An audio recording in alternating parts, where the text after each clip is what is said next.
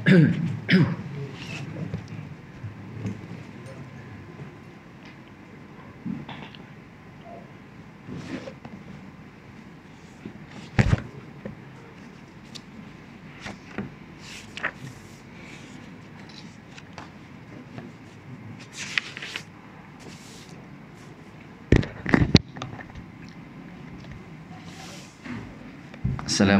warahmatullahi wabarakatuh.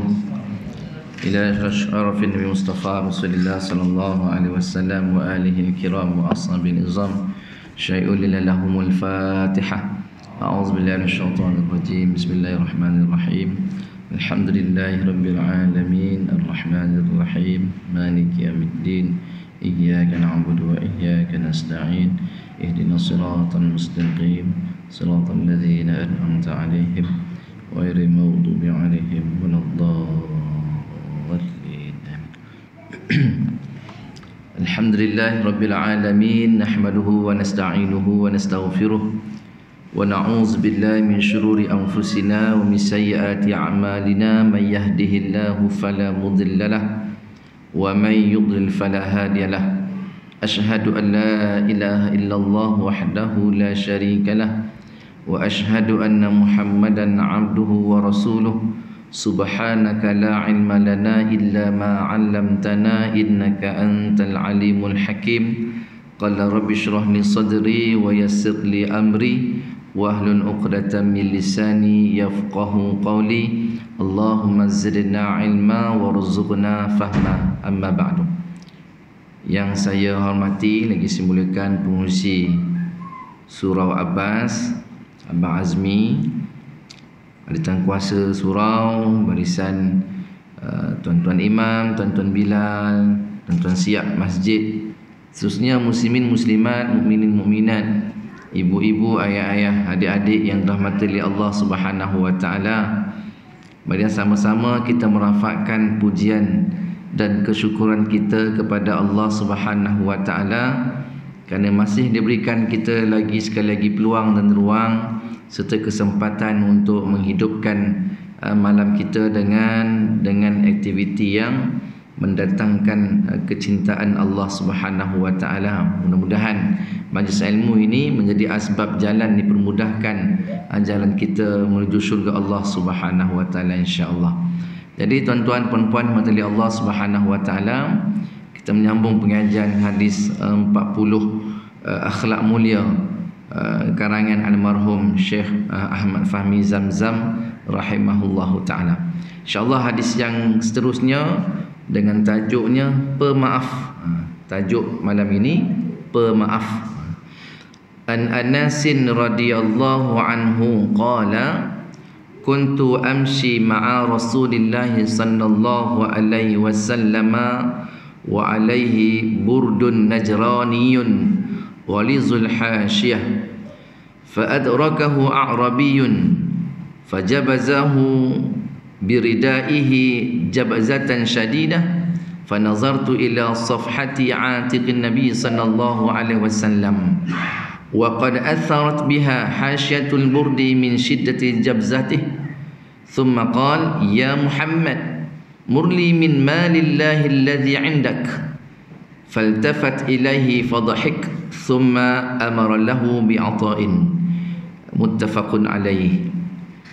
Maksudnya daripada Anas radhiyallahu anhu, beliau berkata, hadis ini diriwayatkan oleh Anas bin Malik radhiyallahu anhu.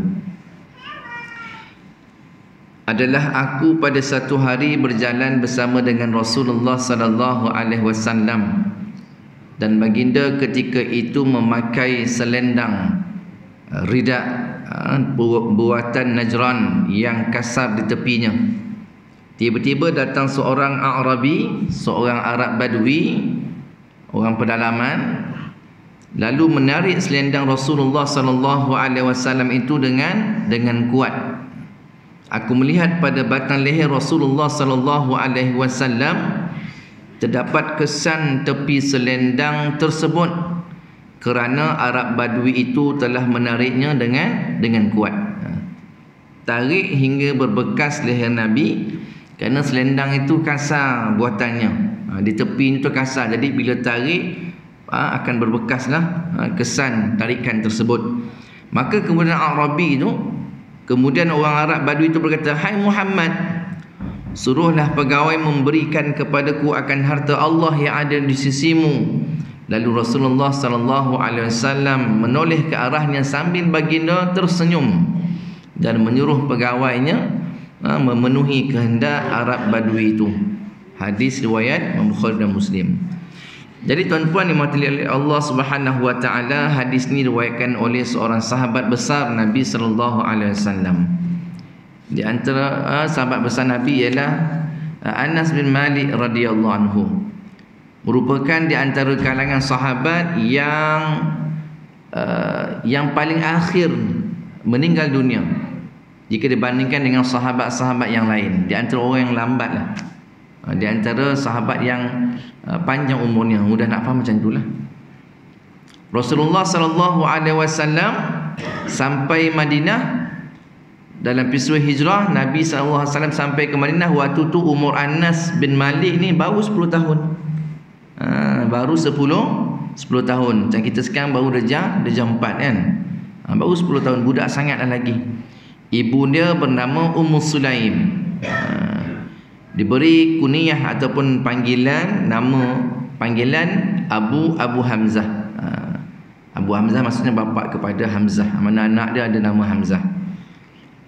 Beliau ni sahabat Anas bin Malik ni meriwayatkan hadis di antara kalangan sahabat yang banyak meriwayatkan hadis.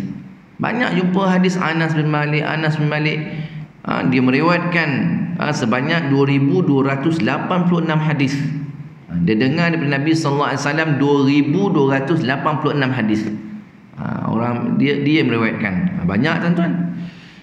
Dan Rasulullah sallallahu alaihi wasallam dalam sirahnya pernah mendoakan Anas bin Malik ni dengan 3 perkara. Nabi sallallahu alaihi wasallam mendoakan Anas bin Malik ni dengan 3 perkara. Yang pertama, Nabi mendoakan Anas bin Malik ni mempunyai keturunan yang ramai, anak ramai, keturunan anak-anak dan sebagainya ramai. Maka dalam riwayat menyebutkan lebih kurang anak dia campur family dia, the whole family kan, dalam 120 orang macam tu. Ramai tu. Anak berkembang, cucu sebagainya. 120 orang. Pertama, Nabi doakan dia ni anak ramai, keturunan ramai. Yang kedua, Nabi SAW mendoakan Anas bin Malik ni supaya dia ni banyak hartanya. Jadi orang kaya lah macam tu. Banyak hartanya sehingga kan Anas bin Malik ni tuan-tuan, dia memiliki kebun kurma. Kebun kurma Anas bin Malik ni tak sama dengan kebun kurma orang lain. Apa yang tak sama? Pertama apa? Dia berbuah 2 kali setahun. Zaman dulu tak ada teknologi boleh buah setahun 2 kali tuan, tak ada. Setahun sekali. Dulu pun macam tu. Orang tanam padi boleh setahun je. Sekarang ni boleh setahun 2 kali kan. Tanam padi dapat hasil je. Bahkan buah pun macam tu. Kan kita tengok kadang buah durian pun tak betul-betul ada durian kan. Macam tak ada musim lah. Sekarang dengar pula sekarang ni tak laku lah. Musang king pun tak laku kan. Wallahualam. Banyak pula musim kan. Makin banyak teknologi sebagainya, makin orang kata apa, untuk penghasilan tu makin singkat. Jadi Anas bin Malik ni orang kurma orang setahun sekali berbuah, dia setahun 2 kali. Kelebihan dia. Jadi bila setahun 2 kali, jadi hasil pulangan tu lebih lah. Jadi orang kaya dia kan. Dan dia punya buah kurmanya pun berbeza dengan orang lain. Tadi penghasilannya setahun 2 kali, orang sekali dia 2 kali. Kemudian buah dia lebih besar sikit daripada orang lain. Yang ketiga, dia punya buahnya lagi rasa sedap, rasa manis dibandingkan dengan yang lain. Dia grade A punya buah lah macam tu. Jadi tuan-tuan, menjadi orang kata apa, menjadikan Anas bin Malik ni dan kehidupan dia dalam keadaan mewah lah macam tu. Yang ketiga, Nabi mendoakan umurnya panjang. Sebab itu saya sebut pada mukadimah tadi, Anas bin Malik ni di antara sahabat yang paling akhir meninggal. Ada sahabat yang lain lah, di antara yang akhir dia meninggal. Sahabat lain habis semua dah meninggal, dia di antara orang yang akhir. Disebutkan, diriwayatkan bahawa Anas bin Malik ni umur dia 103 tahun. Kita umur nak jumpa orang umur 100 ni payah lagi. Tuan M berapa sekarang umur dia? 96 ke? Kan? Kalau cari kat bandar Tasik Senangin ni, boleh cari orang umur yang 90 tahun ke atas. Ada pun mungkin jarang lah, susah nak jumpa. Mungkin tak ada sebab sini banyak orang muda kan. Orang berhabis pencen, beli rumah sini kan. Ada semalam, mungkin ada lah atuk enyang sebagainya. Boleh cari. Susah, ada tapi payah nak jumpa. Yang ada di Perak tu, ulama meninggal kan. Tu Ayah Isa, berapa umur dia? 100 lebih kan. Banyak ya umur. Tapi tak ramai macam tu. Sebab tu Nabi SAW sebut umur umat Muhammad ni tak panjang macam umat-umat yang terdahulu. Baina sitin dan sab'in. Umur dia antara 60 hingga 70 tahun ni. Lebih tuan-tuan, tu extra lah, subsidi Allah tak nak bagi.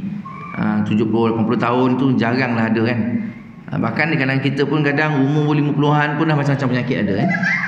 Ni kan lagi nak panjang umur. Nak panjang umur sihat. Kadang panjang umur sakit pula kan. Baik. Keturunan ramai, kemudian banyak harta, kemudian umur yang panjang. Dan Anas bin Malik ni merupakan, disebutkan sebagai di antara kalangan 7 orang sahabat yang meriwayatkan hadis lebih daripada 1000. Kalau lebih dari 1000 tu banyak lah tu. Ada sahabat riwayat sekian-sekian hadis ya, ratus-ratus, ada 1000 lebih ke atas tu banyak. Dan Anas bin Malik ni merupakan champion dia lah, nombor 1, 2286. Aisyah berbanyak, 2210. Abdullah bin Umar, anak Sayyidina Umar pun banyak juga, 2630. Bahkan lebih lagi lah daripada yang tadi kan. Abu Hurairah lagi banyak. Abdullah bin Abbas, Jabir, lebih banyak. Abu Hurairah lah lagi banyak, 5000. Bukan champion lah maksudnya, tapi di antara kalangan 7 tu, di antara banyak, yang paling banyak Abu Hurairah. Abu Hurairah 5000 lebih. Baik. Kemudian Anas bin Malik ni tuan yang mati Allah Subhanahu wa taala, dia beritahu bahawa sepanjang dia menjadi khadam Nabi sallallahu alaihi wasallam. Dia menjadi khadam Nabi sallallahu alaihi wasallam. Jadi khadam ni maksudnya apa? Pembantu Nabi. Nabi tu ada di kalangan beberapa orang sahabat yang menjadi asisten, pembantu Nabi dalam segenap urusan lah. Di antara Anas bin Malik, Abdullah bin Mas'ud, dan ada beberapa sahabat yang lain lah. Abdullah bin Mas'ud ni tukang apa? Sediakan Nabi punya apa? Air wuduk ke, Nabi punya sandal ke apa? Tukang kerja itu. Masing-masing ada dia spesialis lah kan. Ini Anas bin Malik ni urusan yang ini. Kata Anas bin Malik, sepanjang tempoh 10 tahun dia bersama dengan Nabi sallallahu alaihi wasallam. Tuan-tuan mati Allah Subhanahu taala, dalam peristiwa hijrah, bila Nabi hijrah, kebanyakan orang-orang akan bagi Nabi ni hadiah sebagai meraihkan kehadiran Nabi sallallahu alaihi wasallam. Tapi ibu kepada Anas bin Malik ni tak ada apa tuan-tuan. Dia kata, aku tak ada apa nak bagi kau pada engkau ya Rasulullah. Aku bagi anak aku pada engkau ni. Kau jagalah dia buatlah macam mana kan. Dia bagi anak daripada Nabi sallallahu alaihi wasallam. Jika mana orang lain memberikan hadiah dan sebagainya pada Nabi semasa Nabi hijrah ke Madinah, Ummu Sulaim ibu kepada Anas bin Malik bagi anak ni, ya Rasulullah aku bagi anak aku ni. Gunakanlah didik ke sebagainya anak ni. Maka dia berkhidmat pada Nabi sallallahu alaihi wasallam selama 10 tahun tu. Kata Anas, sepanjang tempoh 10 tahun aku bersama dengan Nabi sallallahu alaihi wasallam sebagai khadam, sebagai pembantu. Rasulullah sallallahu alaihi wasallam tak pernah marah. Tak pernah marah. Bahkan Nabi sallallahu alaihi wasallam tak pernah tanya Anas bin Malik ni, kenapa kau buat macam tu? Ataupun kenapa kau tak buat macam ni? Tak pernah tanya. Apa benda yang Anas buat, Nabi ikutnya. Macam kita, kita ada maid kat rumah ni kan. Apa pasal you biar dia letak saya punya ni kat sini? Kenapa tak buat macam ni? Kenapa tak ni dulu? Kita macam tu bagi kita tuan kan. Dan kita ada hak untuk itu. Kita bayar gaji dia untuk ikut apa yang kita nak.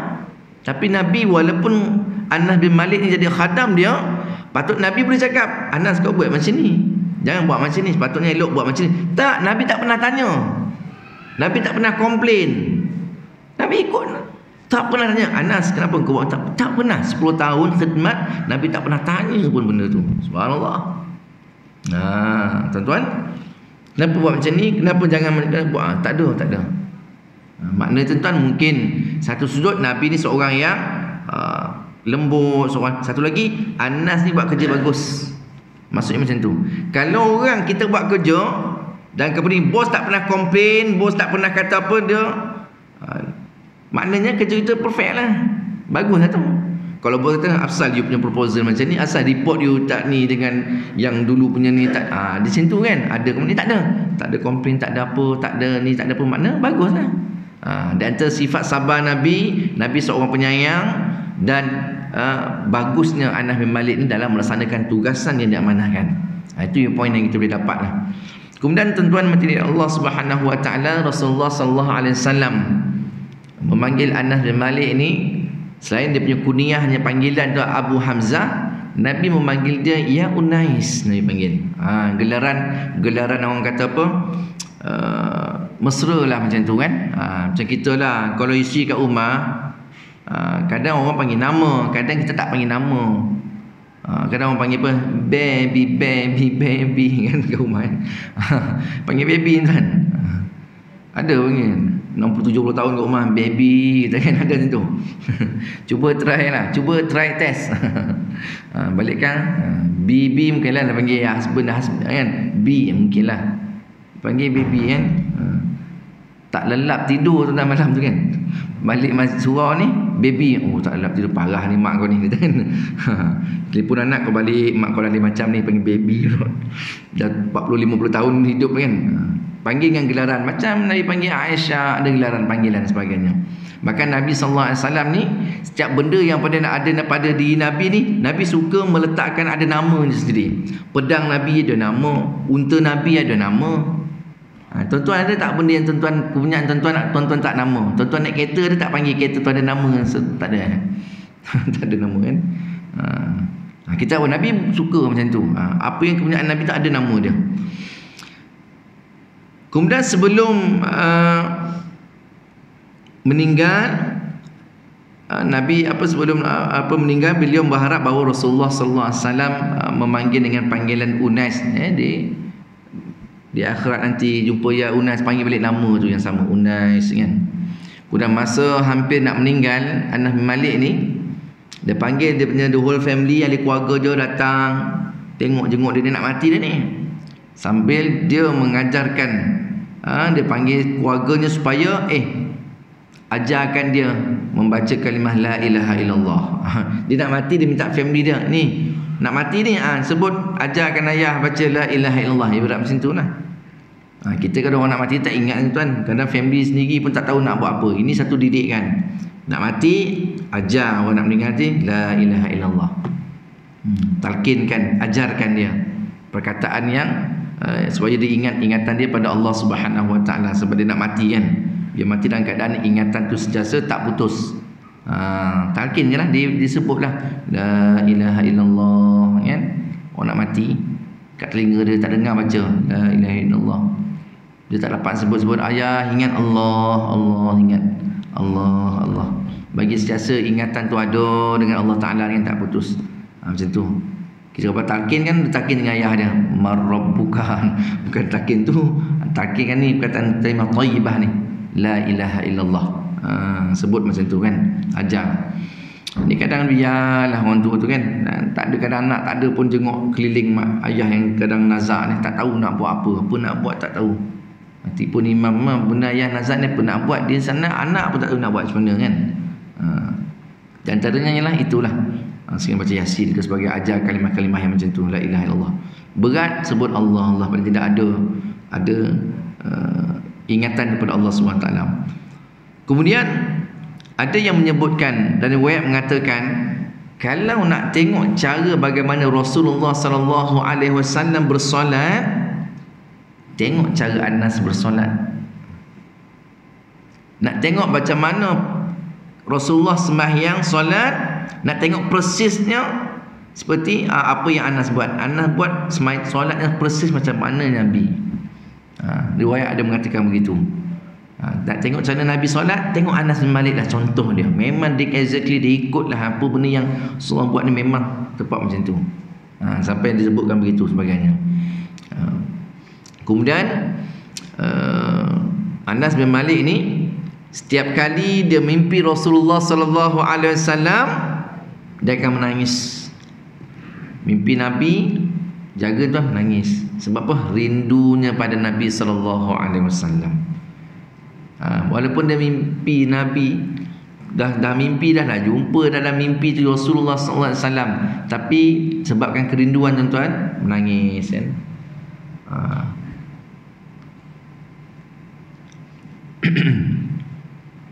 Kita tak pernah nangis pun kan, sebab kerana Nabi, tak pernah pun kan. Orang cakap pasal Nabi apa semua, kita pun tak ada rasa apa pun, tak ada, kosong jiwa kita ni, tak ada rasa sayang kasih kat Nabi sallallahu alaihi wasallam. Sebut Rasulullah tak ada. Selawat dia sebut nama Nabi pun tak nak selawat kan. Rugilah kita kan. Macam mana kita nak ni sahabat ni yang bersohbah, berdamping dengan Nabi, duduk sama, tinggal macam Anas bin Malik ni, pun masih rasa terubat kerinduannya. Macam Bilal ibn Rabah, Nabi meninggal tuan-tuan, dia tak duduk Madinah, dia lari ke Syria kan.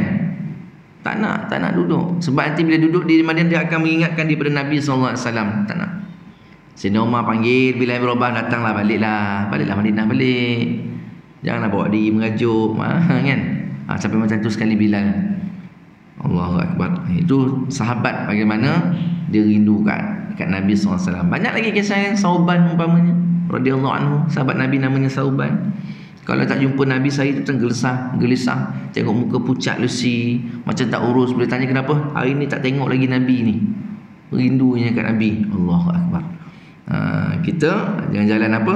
Kerinduan tu ubat dengan salawat, banyak-banyak salawat kat Nabi sallallahu alaihi wasallam. Baik. Jadi tuan-puan mati Allah Subhanahu wa taala. Kita tengok ni kisah ni. Kisah diriwayatkan oleh Anas bin Malik ni, bagaimana Nabi sallallahu alaihi wasallam menyantuni, melayan orang Arabi ni, orang Arab Badui ni, walaupun tindakan dia ni kasar kat Nabi kan, tapi Nabi masih boleh mampu lagi tersenyum. Bahkan Nabi mampu lagi untuk memenuhi apa yang dia nak. Beritahu pegawai, ambil lah apa benda yang dia nak ni, bagilah apa dia nak. Macam tu sekali. Kalau kita tuan-tuan dah orang buat macam ni, nak bagi, jangan harap lah, memang tak ada lah. Assalamualaikum je lah kan. Kerana orang kurang sopan dengan kita, dia nak minta bantuan, nak minta, tapi kurang sopan, dia jadi kurang ajar kita. Takkanlah aku nak sesenang, kau dah kurang ajar ni, lagilah kita nak tolong. Minta maaf, sorry kita macam tu kan. Nabi tak ada. Bahkan Nabi senyum lagi. Ni tuan-tuan, orang Arabi ni, orang Arab Badui ni, dia orang low education, dia bukan ada pendidikan, dia orang kampung, tak reti bagaimana nak berdiplomasi, cara nak berhubung. Dia tak belajar semua communication skill, tak tahu dia teknik berkomunikasi macam mana, cara dan sebagainya. Macam mana kita nak social skill, mana dia tahu kan. Nak bergaul, tak reti tuan. Dia bawa budaya macam kat kampung tu, ada buat macam tu juga. Jumpa Nabi ni patut respect lah sikit kan. Macam kita lah, kalau ada orang yang besar sikit, kita hormat lah dia. Kau nak makan pun mungkin ada special sikit meja dia, mungkin ada ni sikit lah, makanan apa semua, kena bagi layanan yang macam tu kita kan.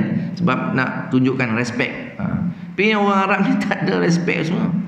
Kat Nabi ni pun dia boleh buat lebih kurang macam kawan-kawan dia buat. Tapi Nabi tahu dia orang yang tak ada pendidikan, orang yang rendah IQ dan sebagainya lah.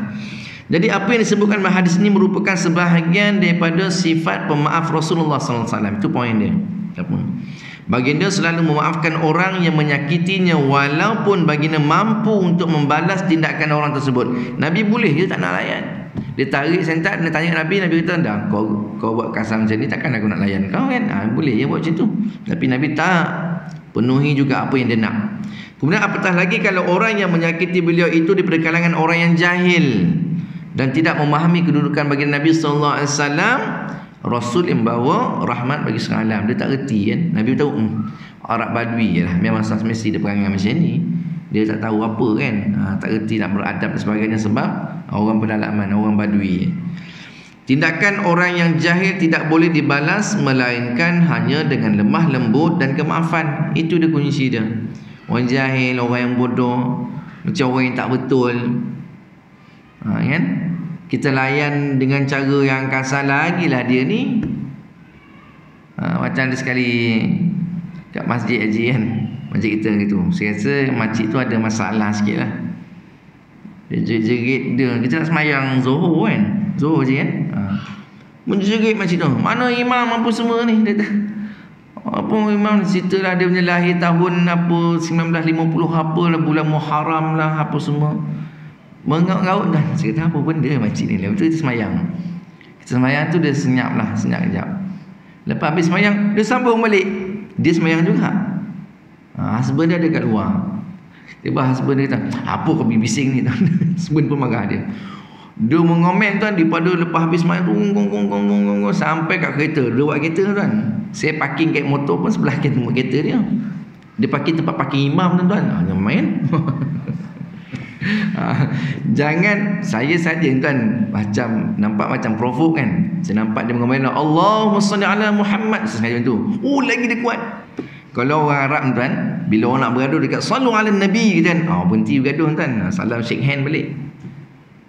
Kita orang Melayu kita ni selawat, bawa bersama selawat, apa selawat, mengucap apa mengucap tu. Tengah marah ni.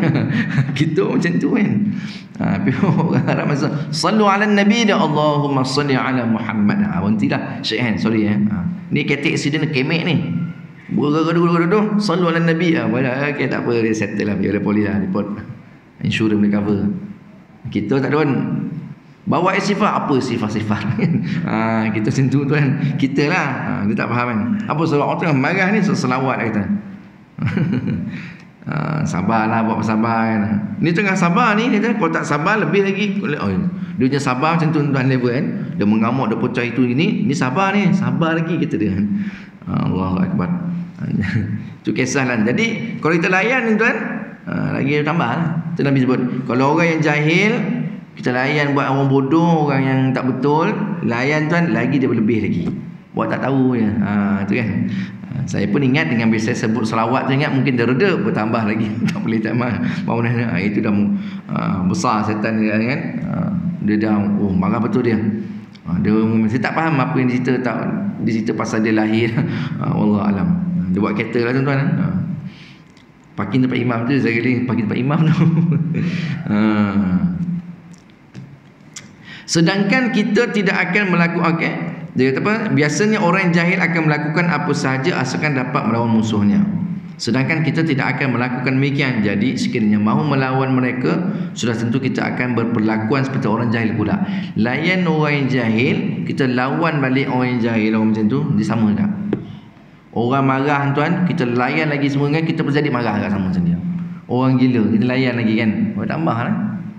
So saya kata dekat tuan imam, saya kata ini KOK ni ngomel, tempat saya kampung, makcik tu kurang lah kan. Dia boleh naik atas mimbar tuan-tuan. Boleh naik atas mimbar tuan. Tu imam suruh turun, apa duduk atas mimbar ni? Dia macam kurbah katnya. Dia punya marah duduk atas mimbar. Bukan kaleng-kaleng dia punya datang. Dan pernah tuan-tuan dibawa oleh pihak yang berautoriti lah, bawa ke tempat pemulihan dan sebagainya. Kita duduk bahau daripada bahau kiri tu kan, bawa nak pergi ke tahu Seremban ke mana sebagainya, pusat ni lah. Jadi lalu Bukit Putus, tak tahu tu Bukit Putus dulu kan macam ni. Sekarang ni dah ni kan, jalan dah lurus dah. Dulu naik macam tu, sampai kan makcik ni, orang bawa dia tak betul. Dia doa dalam kereta tu. Dia ni macam, makcik ni orang yang mengaji, alah bapa agama ni, dia sekolah agama, tapi tak tahu datang mana fuse dia masalah, dia jadi macam tu. Kesian dia kan. Dia tak semayang, tapi dia mengomel lah. Semayang dia mengomel, naik atas mimbar kan.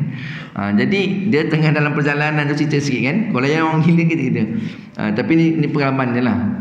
Orang cerita dalam pegawai tu, lalu kat Bukit Putus, dia duduk dalam kereta, dia kata ya Allah, dia tak berdoa kan. Dia berdoa dalam kereta tu, dalam van apa tu, ya Allah, ni aku dizalimi, kau jadi bagilah ya Allah kereta ni jatuh dalam gaung ya Allah. Ini Bukit Putus ni, jalan memang kan, jatuh kalau dalam gaung yang mati semua ni. Orang bawa tu pun dah risau dah. Ini orang tak, tapi kita tahu orang tak betul lah, buat tak tahu lah tuan-tuan. Dia minta kereta terjunang dalam gaung. Bukit Putus tuan-tuan, nak main kan. Macam-macam kan orang macam tu, buat tak tahu kan, kita layan. Ini kita yang buat tak tahu je. Kalau dia macam tu, nanti kita provoke dia pula kan, nanti dia lebih. Jadi macam Nabi ni, dia orang jahil, so tak boleh layan sangat. Ikut je lah apa dia nak kan. Ketika kota Makkah telah dapat menguasai sepenuhnya oleh Rasulullah sallallahu alaihi wasallam, orang musyrikin yang memusuhi Nabi sallallahu alaihi wasallam semuanya berkumpul dalam Masjidil Haram. Mereka sudah tidak memiliki sebarang kekuasaan dan keupayaan melawan Rasulullah sallallahu alaihi wasallam. Ini dalam peristiwa Fathul Makkah. Dalam pembukaan kota Mekah, Nabi SAW ni, bila Nabi kita berjaya masuk kota Mekah, maka orang-orang musyrikin pada masa tu dah tak ada kekuatan dah. Kita Islam dah hebat dah masa tu, dia orang berkumpul ke Masjidil Haram. Maka pada ketika itu baginda tidak mahu membalas dendam, bahkan baginda hanya memaafkan mereka semua. Nabi tak nak balas dendam. Apa musyrikin buat kat Nabi, tuan-tuan? Nabi keluar daripada Mekah, kemudian Nabi pergi Taif. Macam mana orang Taif buat kat Nabi? Yang masa Nabi solat, dia depan Kaabah pun boleh letak perut unta letak kat belakang Nabi. Menangis. Siapa? Fatimah tengok Nabi macam tu diperlakukan pada ayah dia. Bunuh jahat, tuan. Macam-macam dia buat kan. Tapi Nabi memaafkan semua orang kecuali hanya beberapa orang yang sangat ketara sekali memusuhi Allah dan Rasulnya.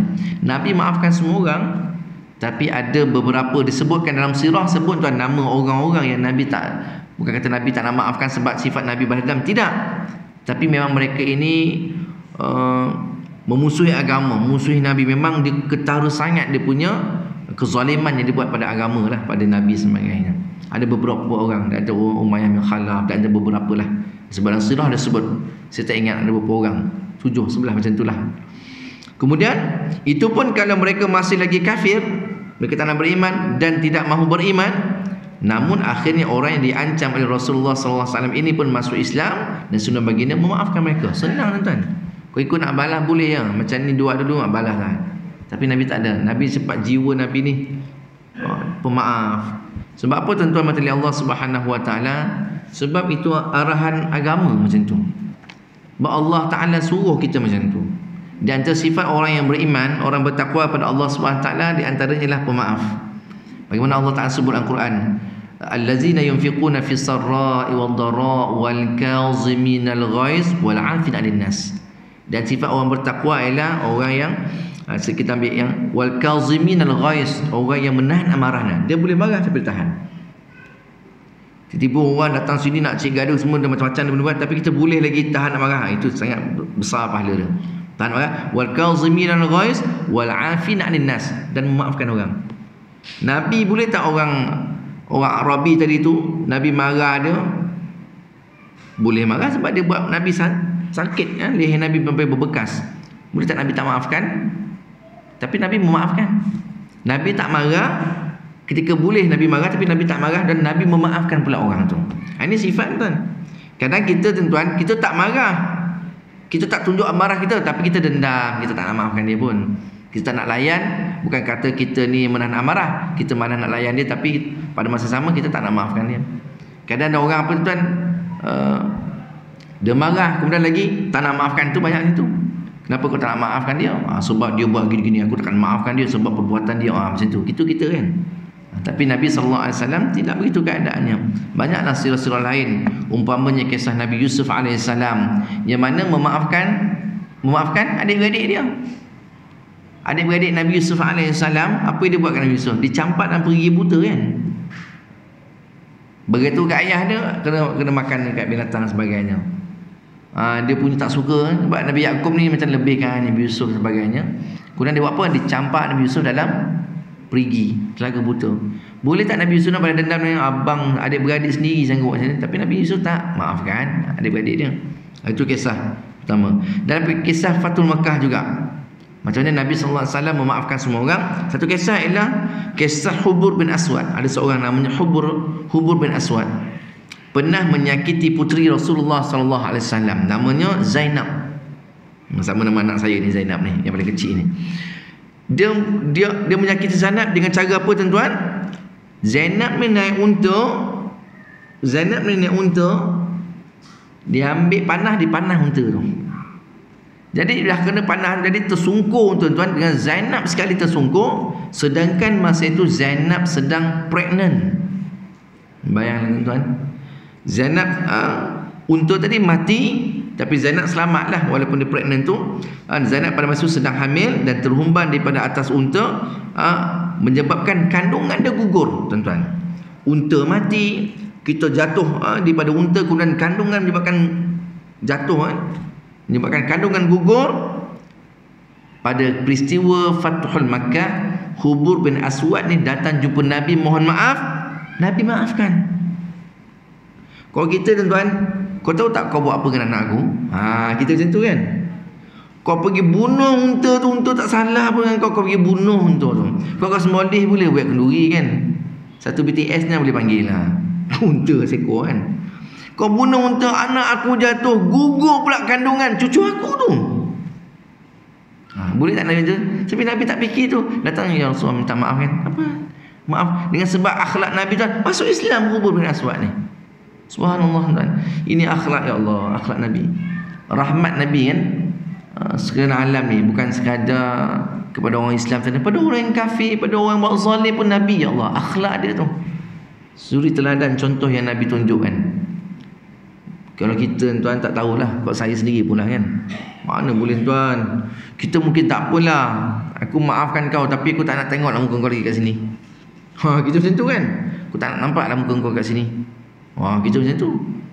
Ataupun tak apa, kita kadang, yelah, sebab apa?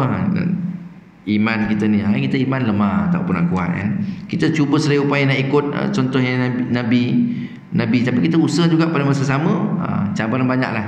Dengan syaitan yang menghasut dan sebagainya, iman kita yang tak apa nak mantap ni, mudah tewas kita kan. Sebab itu bila kita dalam keadaan marah ni, ada step-step benda yang kita kena lakukan. Kalau kita marah, kita tengah berdiri, duduk, nak kurangkan amarah tu. Tengah berdiri marah, suruh duduk.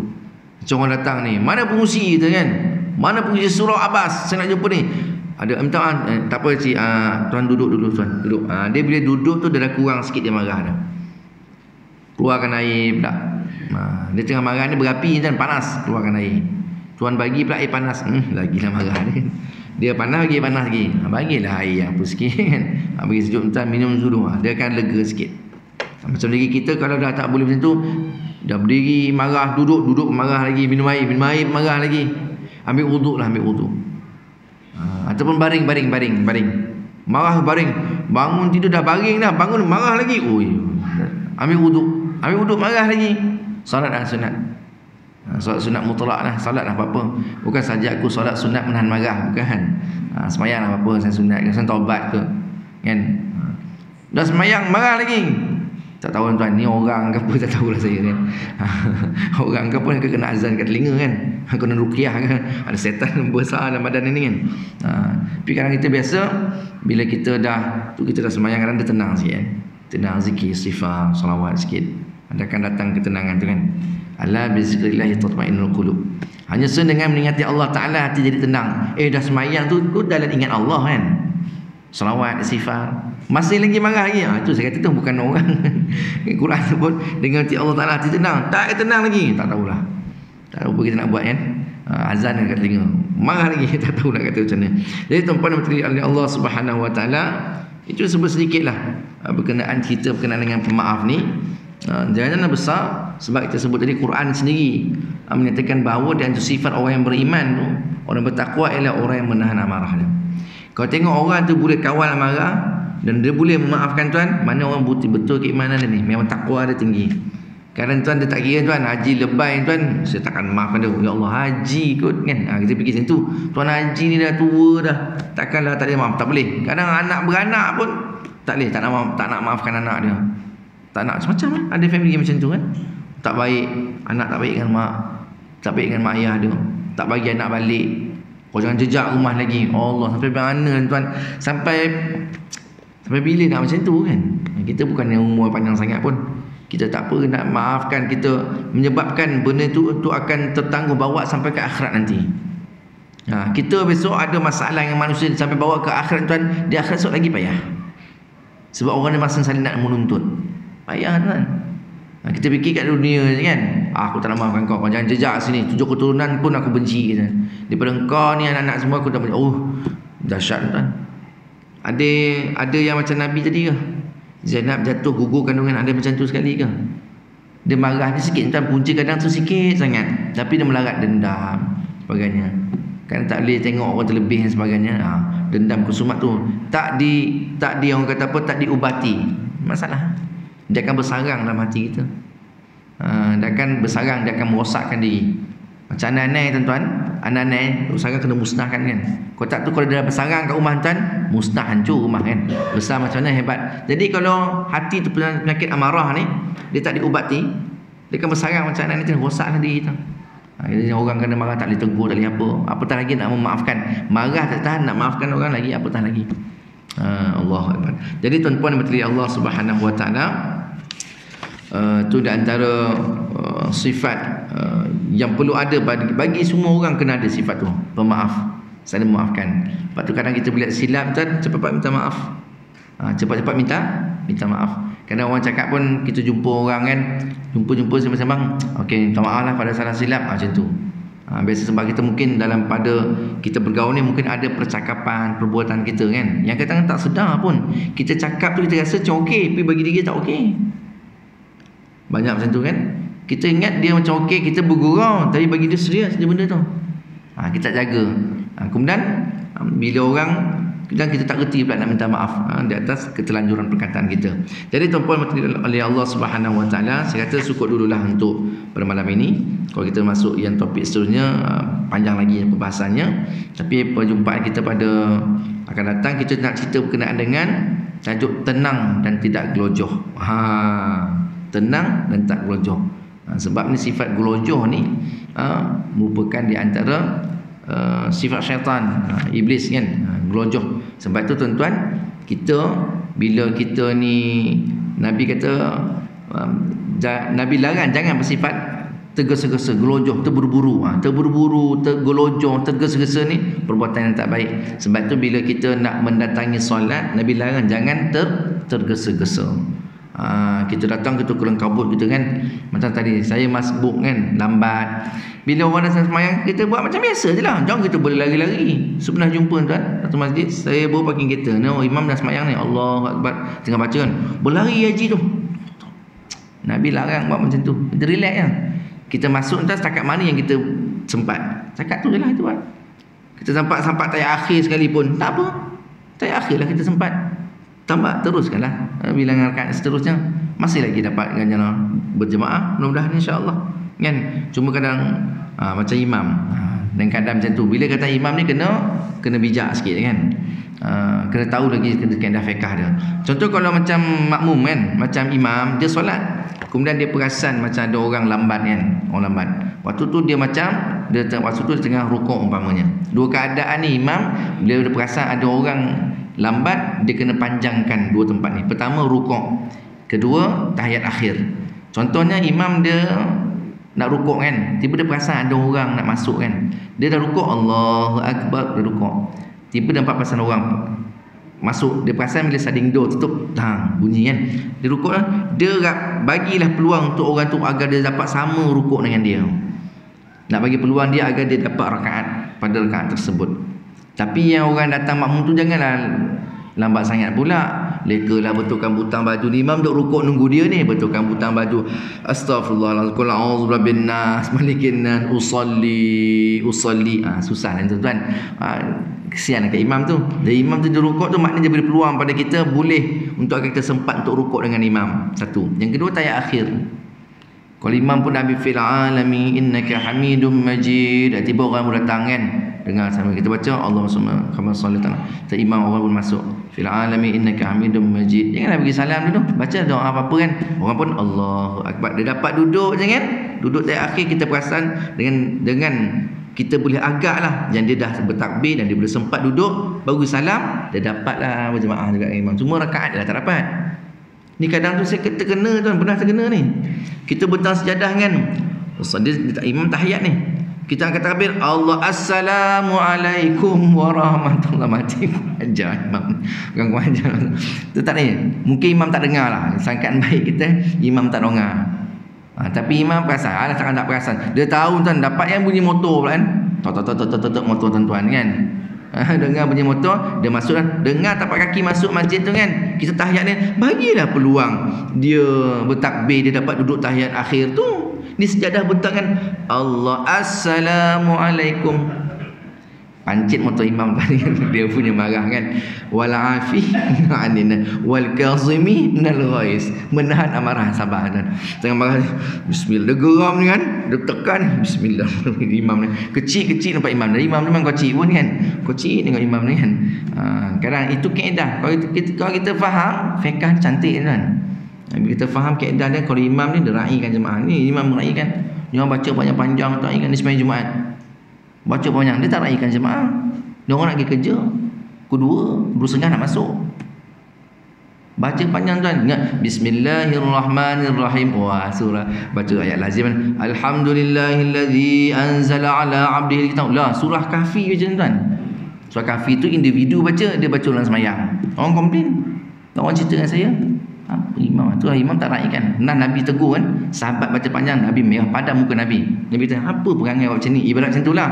Apa ni? Nabi marah sahabat tu yang memanjangkan bacaan sehingga kita mengganggu makmum yang mungkin ada urusan macam sembahyang Jumaat.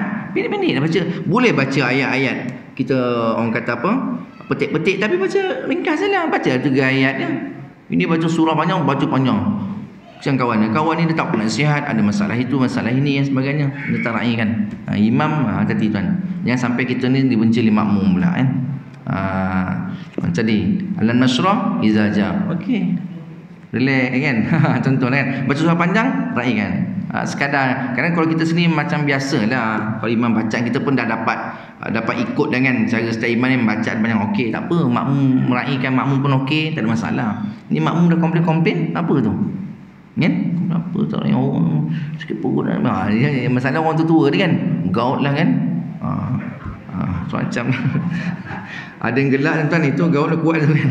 Wallahu a'lam bissawab. Kita tutup dengan salawat Nurul Mubin. Sallallahu rabbuna ala nuril mubin Ahmadal Mustafa sayyidil mursalin. Sallallahu rabbuna ala nuril mubin Ahmadal Mustafa sayyidil mursalin. Sallallahu rabbuna ala nuril mubin Ahmadal Mustafa sayyidil mursalin wa ala alihi wa sahbihi ajma'in wa ala alihi wa sahbihi ajma'in.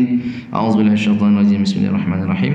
Alhamdulillahirabbil alamin wassalatu wassalamu ala asyrafil anbiya'i wal mursalin wa ala alihi washabihi ajma'in. Iftah 'alaina futuhal 'arifin warzuqna fahman nabiyyin wa afzal mursalin wa alhamal malaikatul muqarrabin bi rahmatika ya arhamar rahimin. Sallallahu ala sayyidina Muhammad wa ala alihi wasallam walhamdulillahi alamin. Sama maaf tuan-tuan ya. Subhanakallahumma bihamdika asyhadu an la ilaha illa anta astaghfiruka wa atubu ilaik. Wallahu a'lam. Assalamualaikum warahmatullahi wabarakatuh.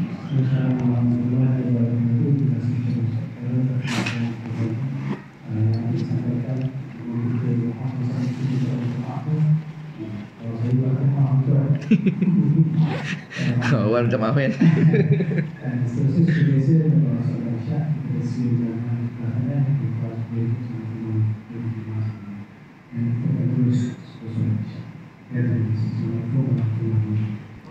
Assalamualaikum.